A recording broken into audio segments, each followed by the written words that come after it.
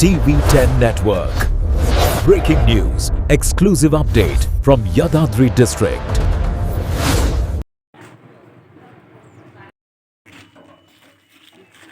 నమస్తే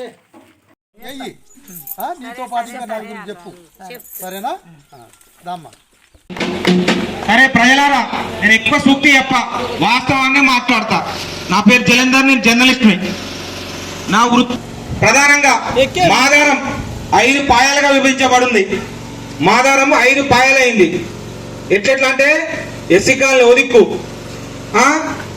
ఊరో దిక్కు, కొత్త కాలనీ ఓదిక్కు, తండో దిక్కు, అందరో దిక్కు. అందరో దిక్కు అంటే అర్థమైందా మీకు? ఎస్సీ కాలనీ అంటే కనబడుతుంది, తండంటే కనబడుతుంది, ఊరంటే కనబడుతుంది, మరి కొత్త కాలనీ అంటే కనబడుతుంది. మరి కొత్త ఇంకా ఊరో దిక్కు అని చెప్పేసి ఎందుకంటే చెప్పాలనా, వాళ్ళే నిజాయితీ పరులు అని చెప్పేసి నేను అభిప్రాయపడతా ఉన్నా. వాళ్ళే నిజాయితీ పరులు, ఊరంతా ఒక దిక్కు అని చెప్తున్నా చూడు, వాళ్ళే నిజాయితీ పరులు అని చెప్తున్నా. వాళ్ళ మీద ఇప్పుడు ఈ విజయము ఓటమి అనేది ఆధారపడి ఉన్నది.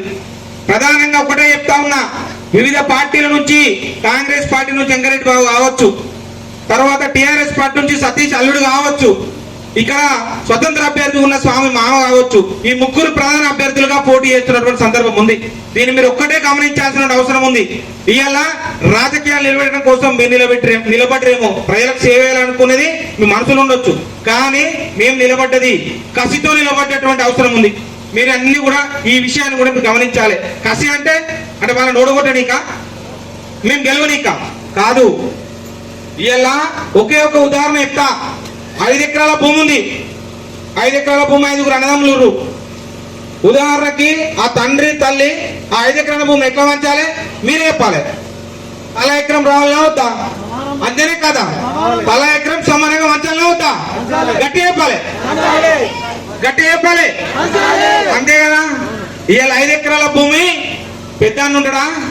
పెద్ద అన్న 3 ఎకరాలు చేసుకుండు, చిన్న 2 ఎకరాలు చేసుకుండు, అంతేనా? మిగతా ముగ్గురు ఏం కావాలి? కావాలేదా? అవునా కదా? అందుకోసమనే కైగట్టినాం. ఎస్సీ ఎస్టీలు ఒకటేమే అని చెప్పేసి ఉన్న ఓట్లతోటి మన ఓట్లు ఎక్కడ పోయినాయో తేల్చుకోవాలని చెప్పేసి ఇలా ముందుకు వచ్చినటువంటి సందర్భం ఉంది.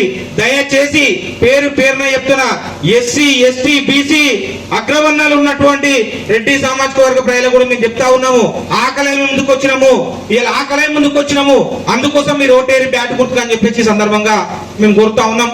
ఎందుకంటే ఇలా రిజర్వేషన్లని 2011 జనాభా లెక్కల ప్రాతిపదికన కొలుస్తారమ్మా. మీ అందరు తెలుసో తెలియదు. అసలు ఎన్నికలు అంటే ఏంటంటే రాగానే డబ్బులు కొడతారు, డబ్బా తీసుకొని వస్తారు, అక్కడ లమ్మడక్కలు తీసుకొచ్చి ఆడిపిస్తారు, ఇటు మాదిగల భుజాల మీద చేయి తీసుకొచ్చి చీర దాపిస్తారు, అయిపోతుంది అని చెప్పేసి మనం అనుకుంటున్నాం. ఇది కాదు రాజకీయం అంటే. ఓటు విలువ తెలుసుకోవాలి. అసలు ఓటు ఎట్లొచ్చిందో మీకు వాస్తవాన్ని చెప్పదలుచుకున్నాను నేను గ్రామ ప్రజలందరికీ కూడా. డాక్టర్ బాబాసాహెబ్